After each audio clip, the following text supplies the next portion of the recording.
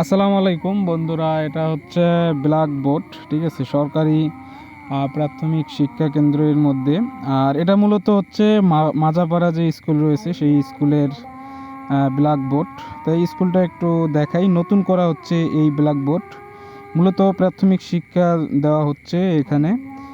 আর এই বোর্ডটা নতুন তৈরি করা হয়েছে সম্পূর্ণ, এবং এই পাশের স্কুলটাও কিন্তু নতুন। আর এটা হচ্ছে লোকেশন দিনাজপুর জেলা পার্বতীপুর থানার মাজাপাড়া যে আছে, মাজাপাড়া স্কুলে। তা ব্ল্যাকবোর্ডটি অনেক সুন্দর করা হয়েছে এবং আশপাশেও অনেক ভালো আছে, দেখতে পাচ্ছেন।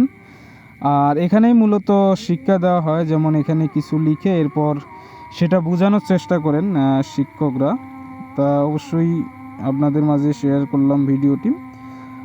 আর হ্যাঁ বন্ধুরা, আপনারা যদি আসতেও চান বা দেখতে পারবেন যে মাজাপাড়া স্কুল সরকারি প্রাথমিক।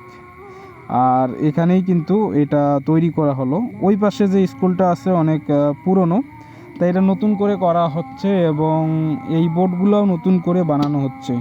সবাই ভালো থাকবেন, আসসালামু আলাইকুম।